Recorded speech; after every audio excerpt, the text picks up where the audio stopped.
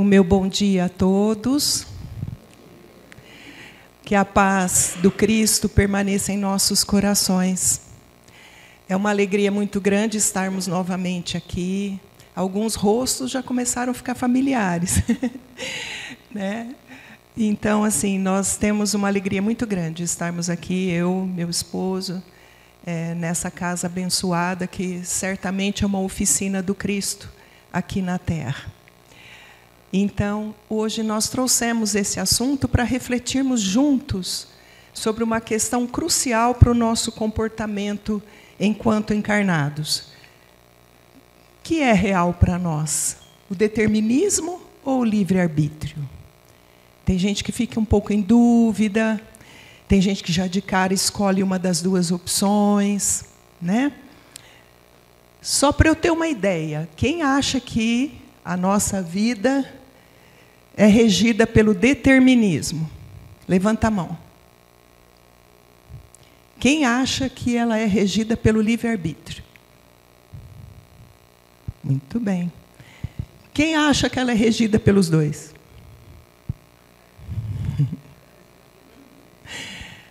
Então, vamos juntos. Vamos refletir. Primeiramente, vamos pensar o que vem a ser determinismo.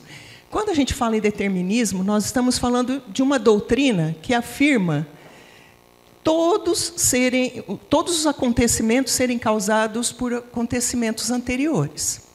Então, nós estamos falando num sequenciamento de fatos que estão sempre interligados.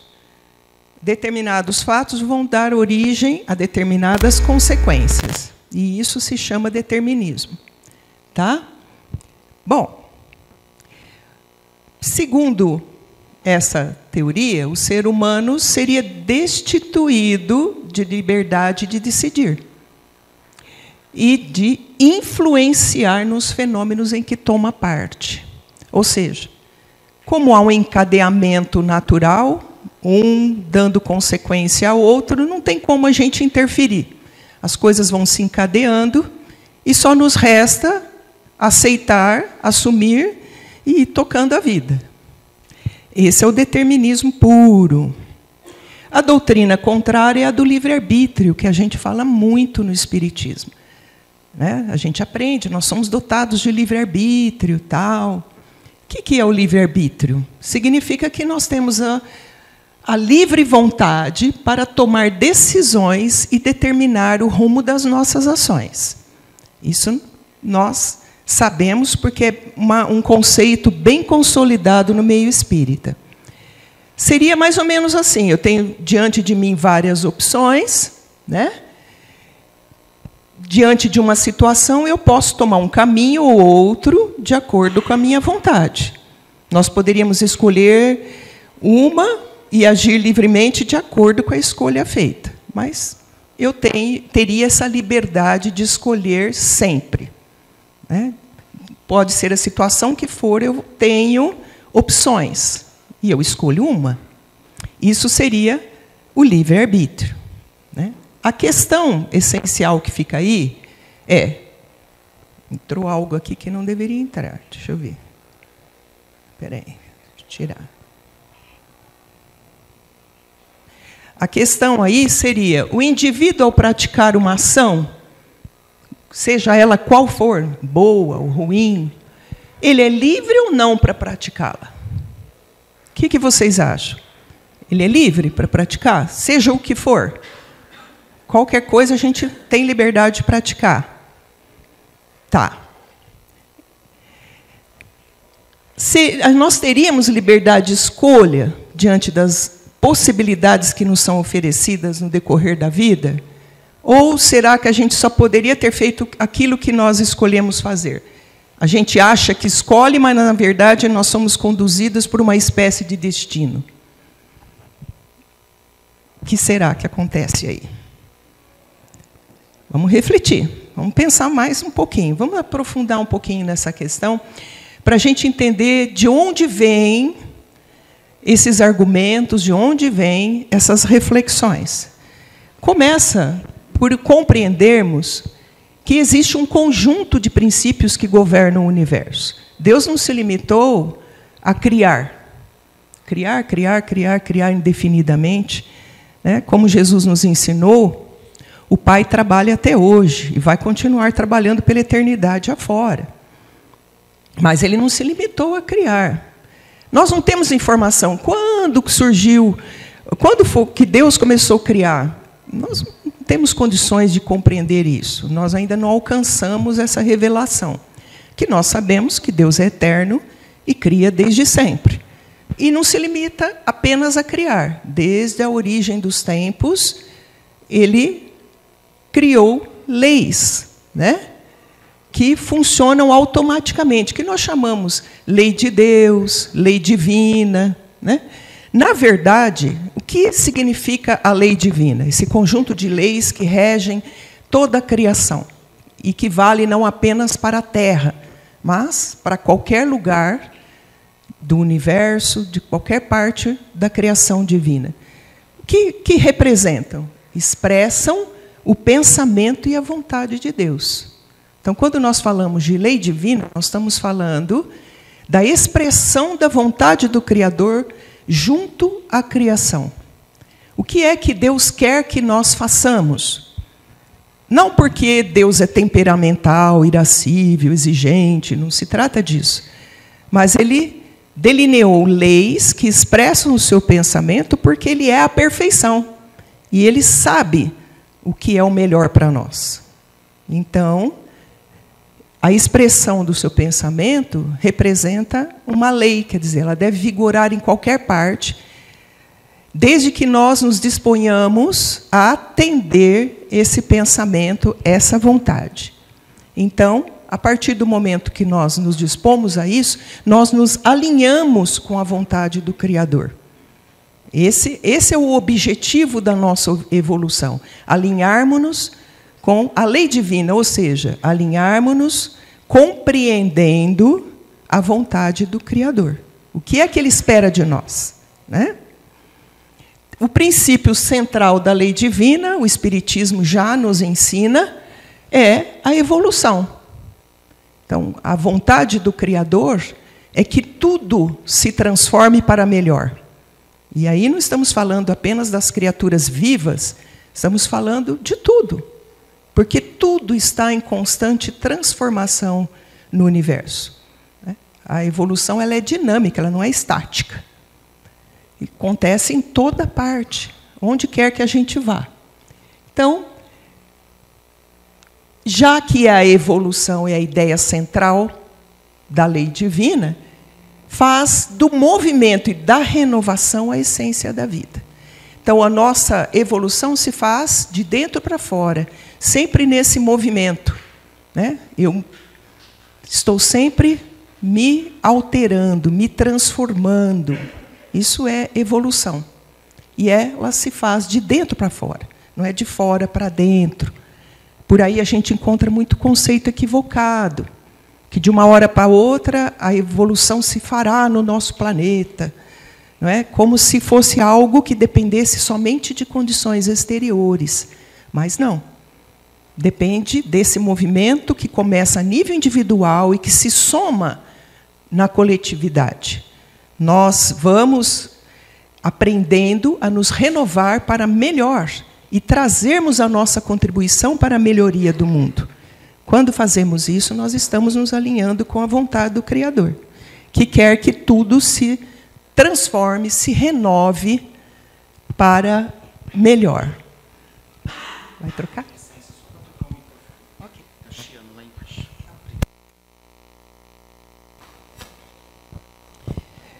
Segundo a lei divina, o espírito não pode parar. Ele precisa se renovar constantemente. Outra coisa que nós aprendemos no Espiritismo.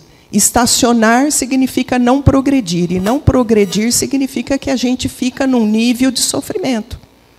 Apenas recolhendo os resultados das nossas ações, sem botar um basta.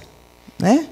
Então, nós precisamos fazer esse trabalho de renovação interior para que a gente atenda à vontade do Criador. Então, como é que isso começa? Nós sabemos que nós somos criados, fagulhas divinas, simples, né, e ignorantes. Simples quer dizer totalmente desprovidos de emoções, de sentimentos, de virtudes. Ignorantes porque não sabemos nada. Vamos ter que aprender tudo. Tá? Então, nesse processo evolutivo, vamos passando pelos reinos inferiores da criação, atingimos o reino animal, de onde saímos para o hominal, onde estamos atualmente, né?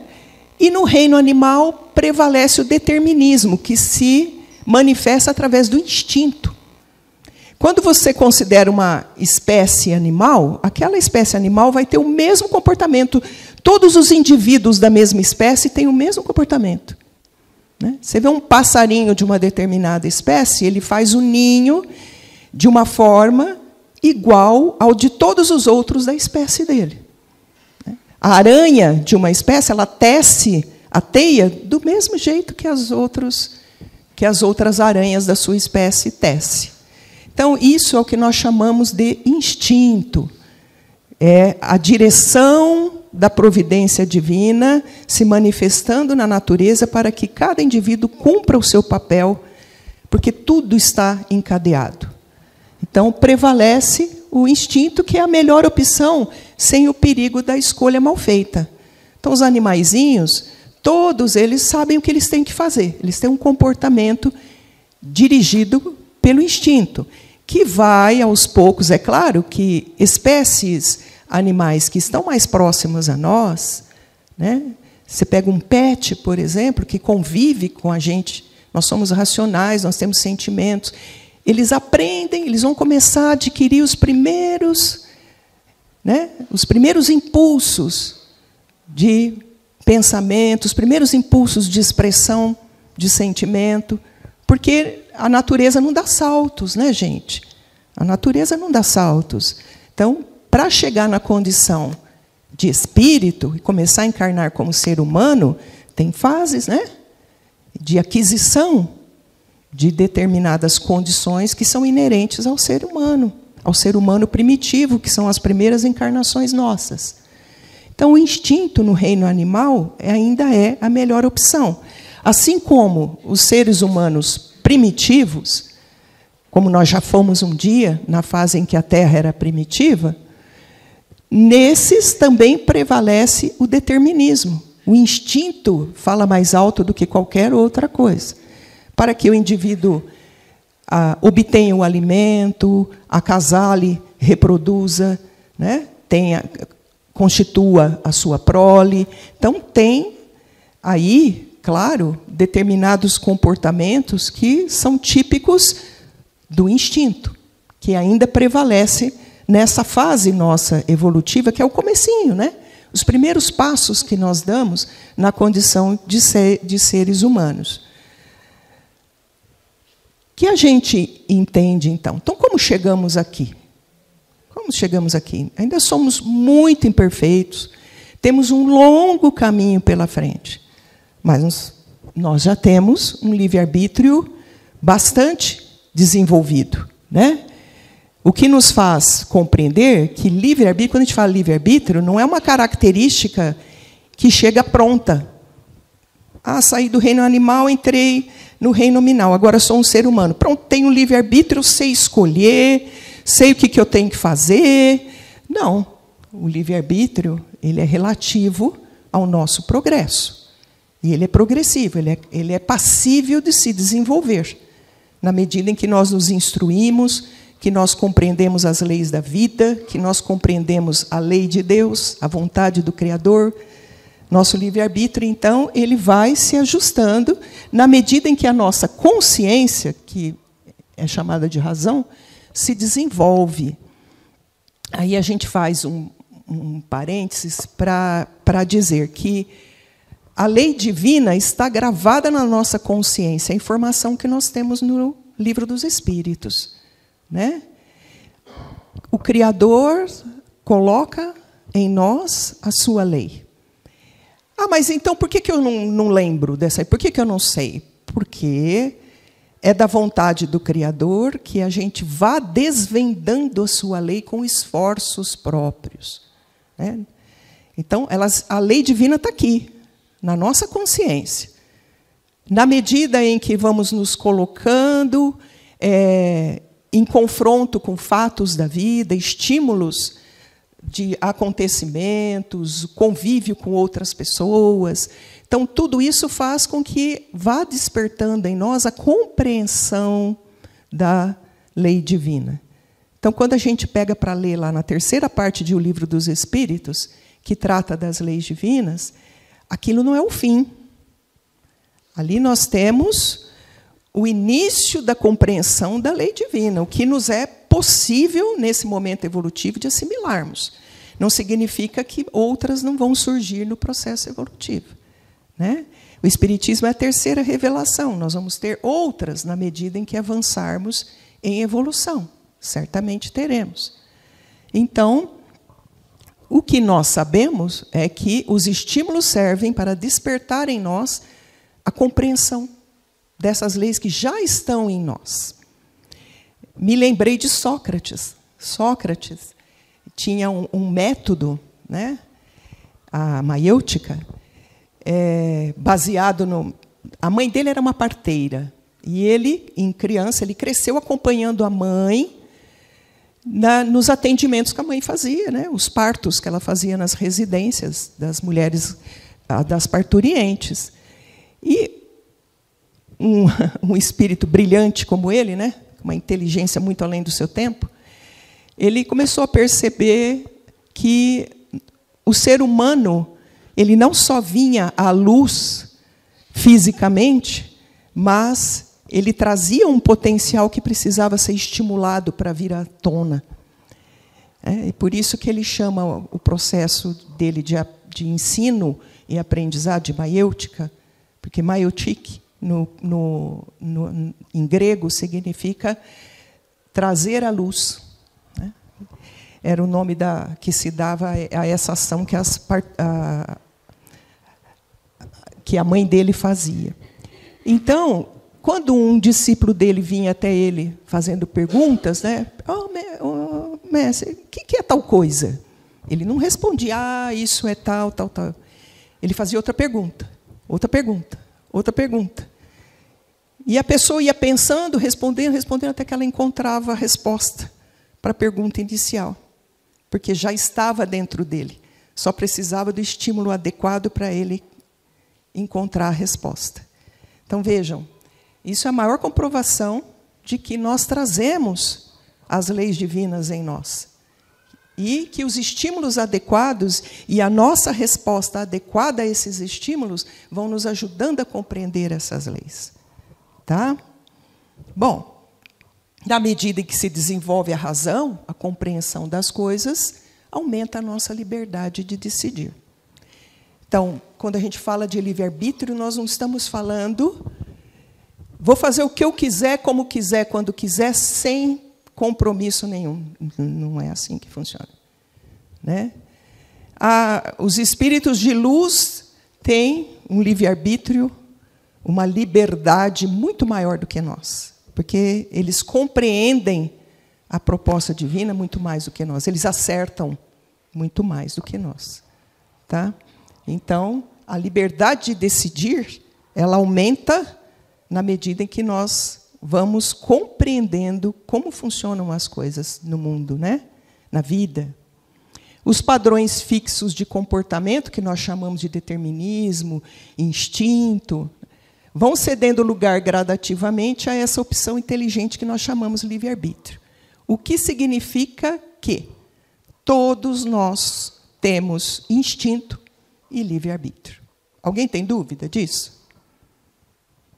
Dá para entender, gente? Todos nós ainda temos instinto e livre-arbítrio. Instinto ainda é muito forte em nós. Porque parece que a gente deixou a fase primitiva faz tempo. Em termos de idade cronológica, sim. Mas em termos de maturidade espiritual, não. Então, temos muito ainda que aprender e avançar. Então, a evolução não se faz vamos dizer, só num determinado aspecto ou outro, é um conjunto, né, de fatores, é um pacote. Então, gradativamente, nós vamos perdendo o instinto e dando lugar a um livre-arbítrio mais estruturado, mais amadurecido. O livre-arbítrio, portanto, dessa forma como nós estamos colocando, ele é uma conquista evolutiva. Ele não é algo que vai vir de bandeja para a gente. De repente, eu sei tudo que eu tenho que fazer, beleza, né? Não preciso dar satisfação para ninguém, beleza.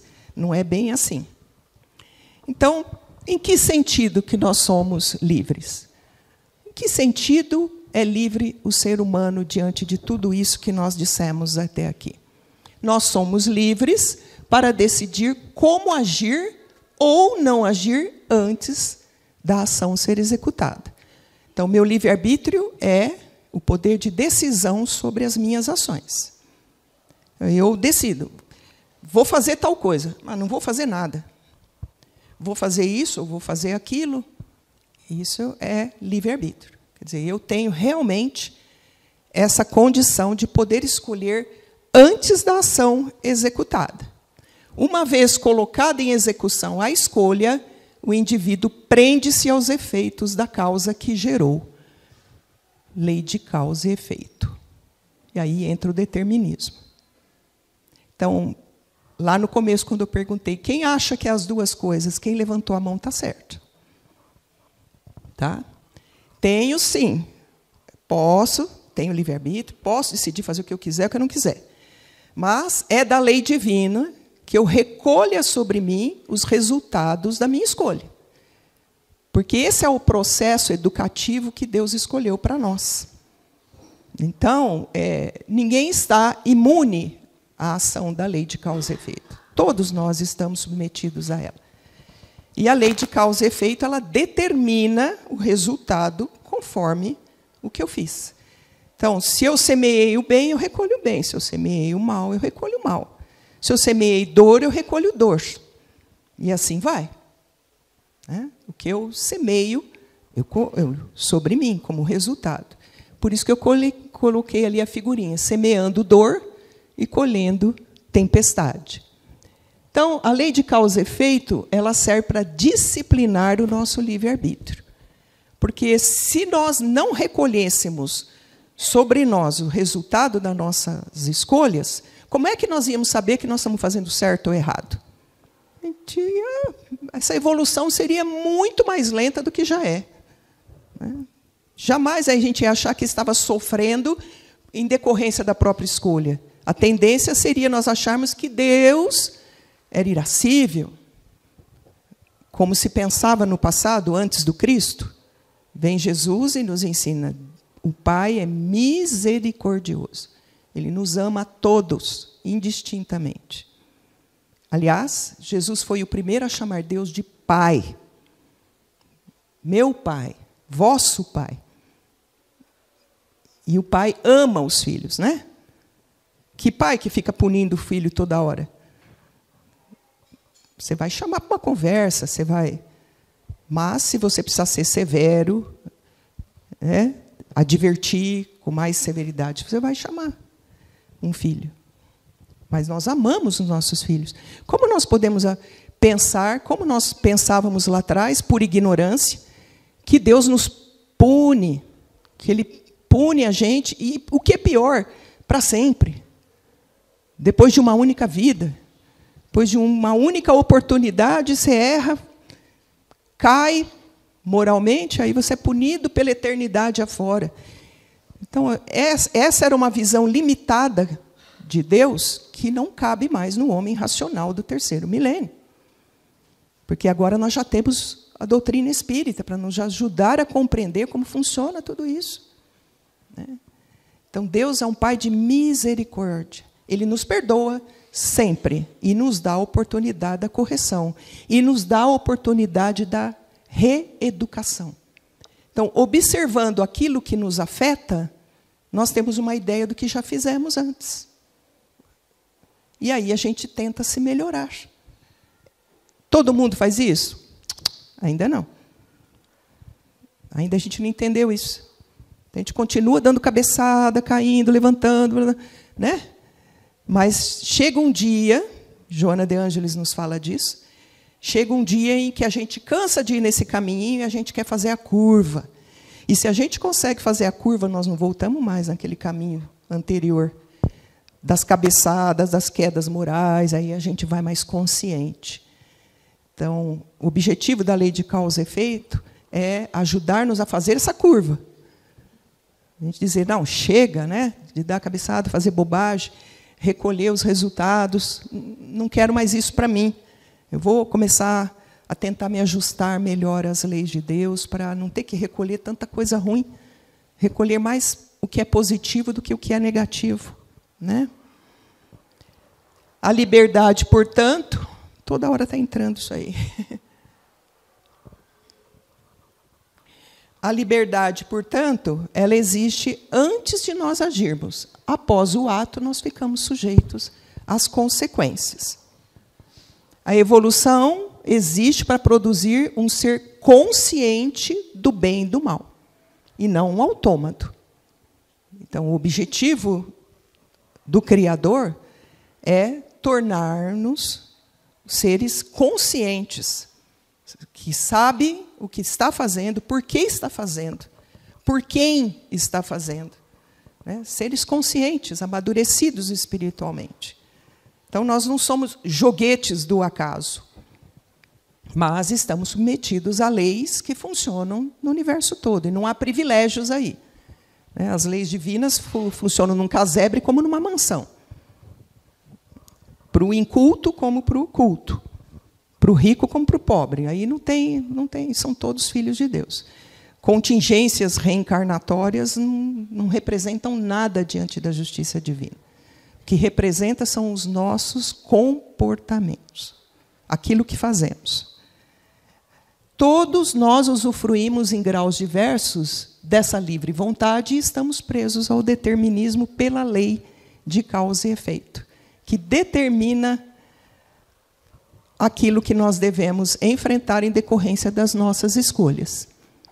A liberdade reside no presente, nas escolhas que eu estou fazendo, dentro de uma faixa de consciência atual. As escolhas que eu já fiz lá atrás já estão gerando consequências.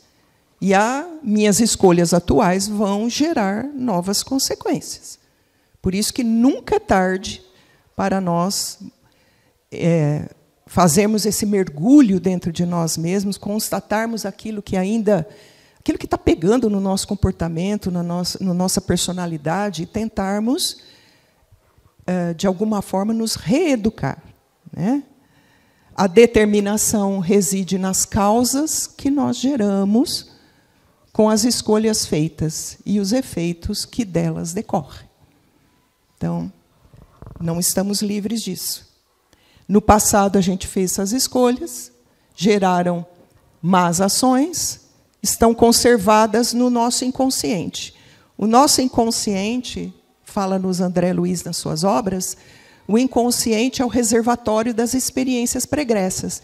Tudo o que já fizemos, tudo o que já aprendemos, está no nosso inconsciente. O inconsciente, como a mente como um todo, pertence ao espírito. Não é o cérebro, né? O cérebro é o instrumento de manifestação da mente. Mas não é a mente, não é o funcionamento do cérebro que determina a mente, é a mente que determina o funcionamento do cérebro. Então, pensando nisso, nós hoje, como as nossas ações estão gravadas no nosso inconsciente, lá dentro de nós sabemos que erramos, e por isso é que estamos recolhendo maus resultados, sofrimento, dor. É que muitas vezes o orgulho fala mais alto. E a gente, então, entra nessa de negacionismo, né? Porque Deus é injusto, Jesus esqueceu de mim, lá fulano é feliz, eu não sou. Né? Como se houvesse preferências sob o olhar do Criador. Isso não existe. Tá? Os sofrimentos, eles servem de advertência de que o comportamento do indivíduo não está ajustado à lei divina. Então, se eu me reportar, também no Livro dos Espíritos nós aprendemos isso. Se eu me reportar à origem do meu sofrimento, se eu for voltando, tal, como que tudo começou? Com certeza eu vou esbarrar pelo menos em 50% parte minha. No mínimo. Daí para mais. Né? E se eu, agindo com sinceridade nessa minha avaliação íntima, eu realmente não encontrar nada que justifique o meu sofrimento atual, aí sim eu posso dizer que ele se refere a ações pregressas de outras encarnações. Mas o Evangelho segundo o Espiritismo, capítulo 5, Bem-aventurados os aflitos, nos ensina que a maior parte dos nossos sofrimentos, das nossas dores, tem causas atuais. Então, dá para mexer nisso, gente. Dá para a gente, sabe, tentar encontrar a causa e tomar outro caminho, tomar outro rumo. Não é? As dores servem para nos dar experiência e fazer sentir a diferença entre o bem e o mal. O que me serve? O que não me serve? Né? Para evitar que, no futuro, essas mesmas dores se repitam. Determinados gêneros de sofrimento, eles nos acompanham, às vezes, por várias encarnações, porque são decorrentes de um comportamento que nós temos dificuldades de nos libertarmos. E, por persistir a causa, persiste a consequência, o efeito, às vezes por várias encarnações. Daí a importância do autoconhecimento, que o mesmo Sócrates já nos aconselhou lá atrás, né? Conhece-te a ti mesmo. Eu citei o capítulo 5, né? Bem-aventurados os aflitos, e lá nas causas anteriores das aflições, nesse item, se vocês me permitem, eu trouxe esse trechinho. As provas da vida fazem progredir quando bem suportadas. Como expiação, apagam as faltas e purificam. Quando bem suportadas, entendendo que a causa reside em mim, está tudo certo, não tem nada errado, está certinho, era para mim mesmo, eu tinha que passar isso, não é para o vizinho, não é para o meu irmão, não é para o meu pai, para a minha mãe, para o meu marido, para a minha esposa, é para mim. Então, eu que tenho que encarar. Né? Muitas são provas que nós entendemos como desafios, o Espiritismo nos coloca assim. Provas são desafios para impulsionar a gente a dar um passinho a mais, dar um avanço na nossa evolução moral, na aquisição de conhecimento. Então, as provas elas surgem em todos os nossos meios de manifestação, que é para fazer a gente avançar. Agora, expiação ela dói, porque a expiação é a ação da lei de causa e efeito, devolvendo o resultado da minha semeadura. Que eu infringi a outros, eu recolho. Né? Então, esse item diz que, se eu suporto as provas da vida com maturidade, né, com entendimento, eu progrido. Se é uma expiação, como expiação, elas apagam as faltas e purificam o indivíduo. São o remédio que limpa a ferida e cura o doente. E quanto mais grave o mal, mais enérgico deve ser o remédio. Então, claro, a expiação ela vem proporcional à gravidade do que eu fiz. Né? Então, há pequenas faltas e há grandes faltas. Essa é a diferença. Mas é um remédio que a providência divina nos dá. Amargo, muitas vezes. Mas, se eu aceitar a medicação, eu me curo. Eu me livro do mal. Né? Agora, se eu me rebelo, revolto, jogo tudo para cima, não quero saber de nada, recuso a ação divina, não quero mais saber de Deus, não quero saber de nada, eu só vou agravando. Porque, ao invés de eu buscar o caminho do entendimento, da compreensão, eu busco o caminho do orgulho, né, da vaidade interior. a gente precisa reconhecer que as consequências das nossas ações se devem a nós.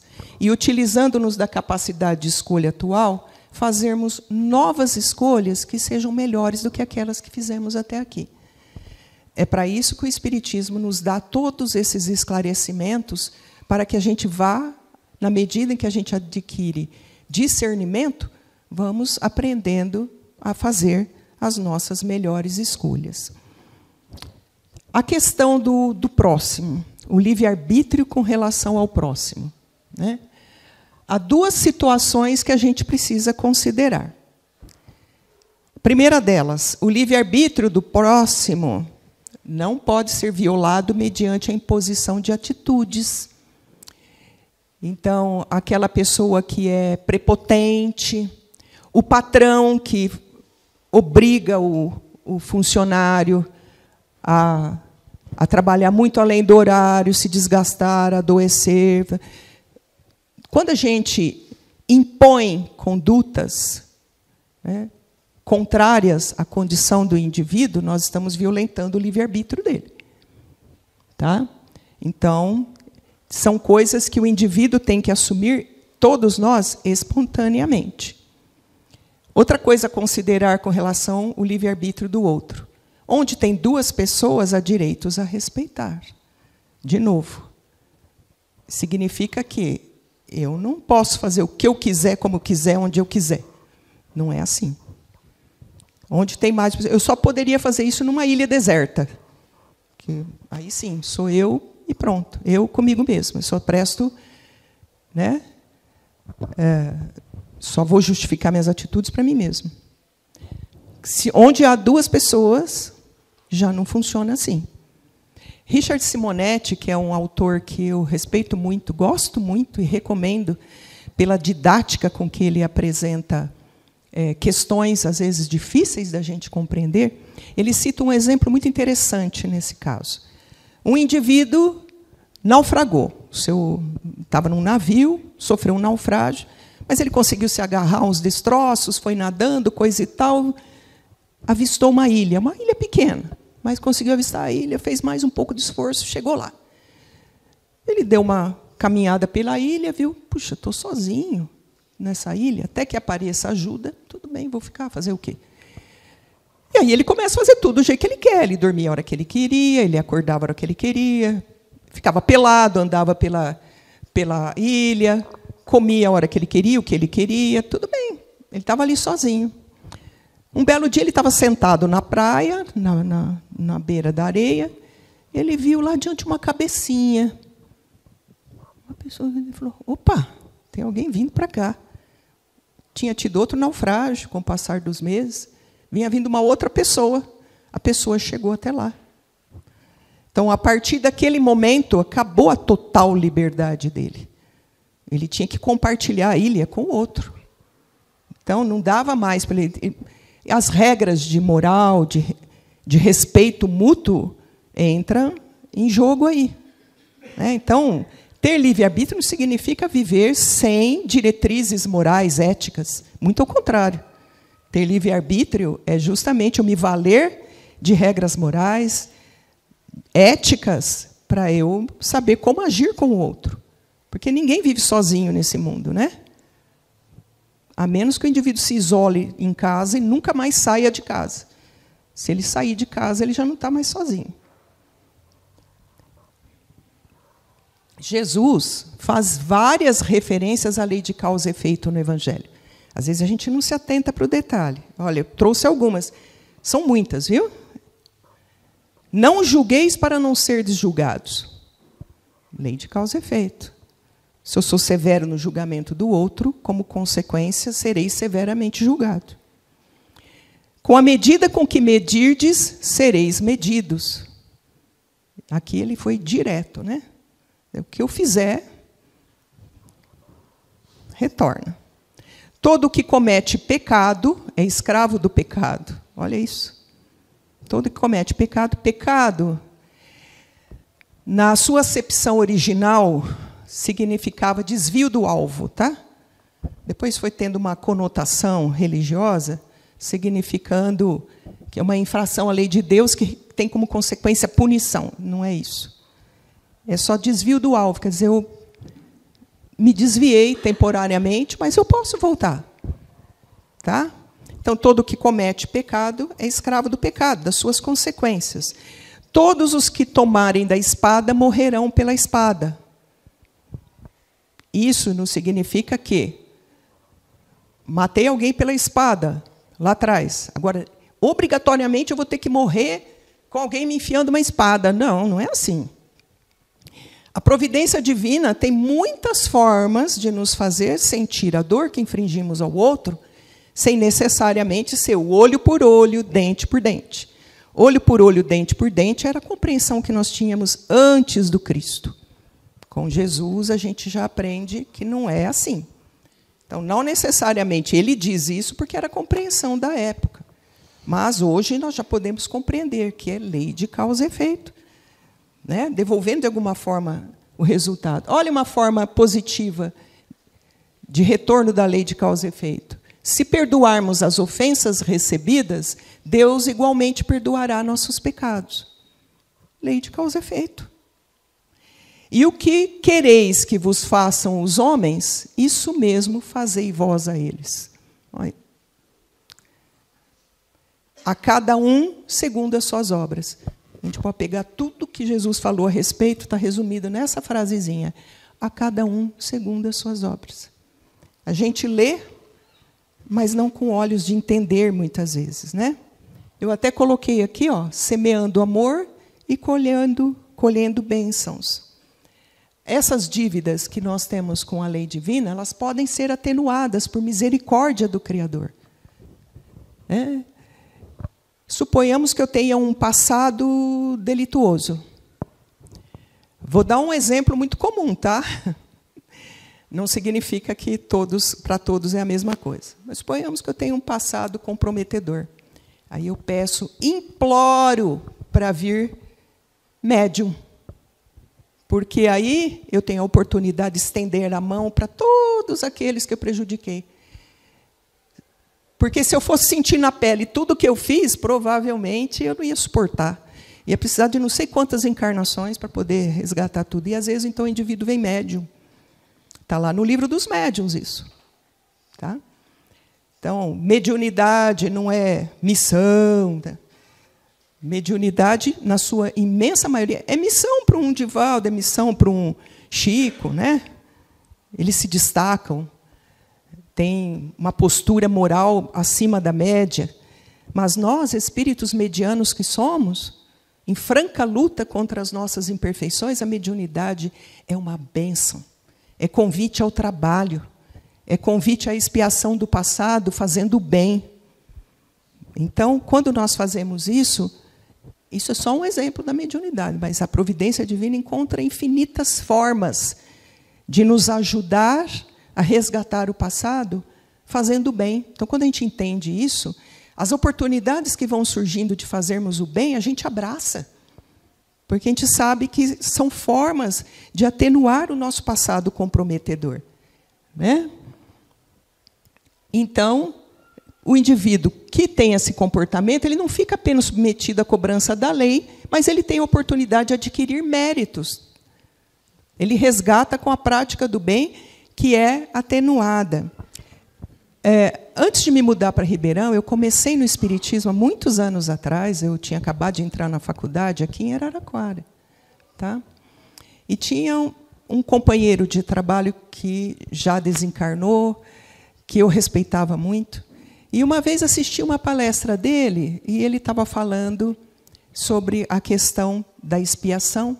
E ele usou um exemplo simplesinho que calou fundo no meu coração e nunca mais eu esqueci. Ele disse que um certo irmão tinha vindo trazia uma expiação que, em um determinado momento da sua encarnação, ele ia perder o braço, justo o braço direito, que era para ele, né? Para quem que não é meio de trabalho, né? Para tudo que nós fazemos. Ele ia perder o braço direito, por mau uso, em outras encarnações. Ele trouxe no inconsciente essa memória de que ele precisava fazer o bem, para compensar todo o mal que ele tinha feito. E ele começou, desde muito jovem, trabalhar e fazer o bem, estender a mão ao outro. Ele era mais compassivo, ele era benevolente, mais indulgente. Quando chegou a época dele se acidentar no trabalho, ao invés dele perder o braço, ele perdeu o dedo mindinho. Então, isso para a gente entender que o bem atenua nossas faltas. Então, Deus não é o pai de punição.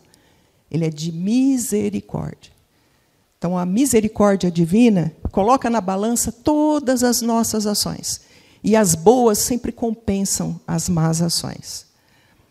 Eu costumo brincar, né, que nós, espíritas de hoje, a gente deve trazer uma carga comprometedora. Né, Isaura? A gente deve trazer uma coisa, porque a gente mal chega no espiritismo. Vamos fazer alguma coisa, vamos montar tal trabalho, vamos... A gente sente aquela necessidade de fazer alguma coisa boa, positiva, né?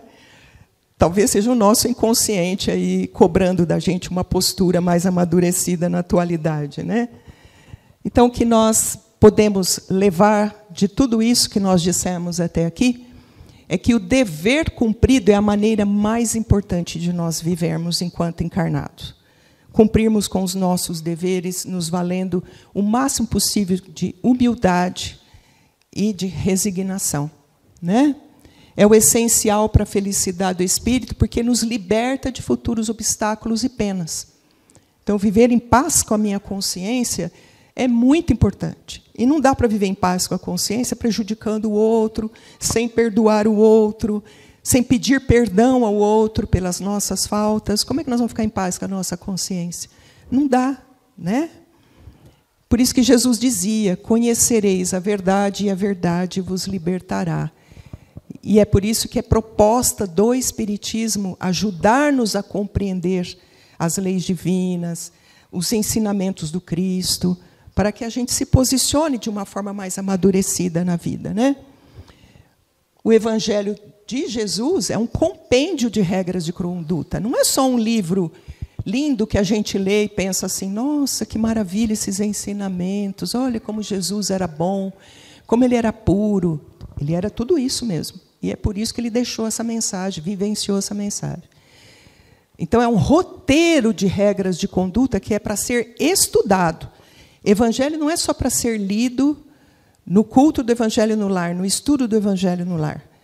Evangelho é para ser estudado, refletido. Ali está um roteiro de iluminação para todos nós, né? E o Evangelho de Jesus, à luz da nossa amada doutrina espírita, deixa de ser apenas o conjunto de regras morais pré-estabelecidas que precisam ser religiosas e dogmaticamente seguidas para agradar a Deus, como nós aprendemos em outras encarnações. Então, não é só isso.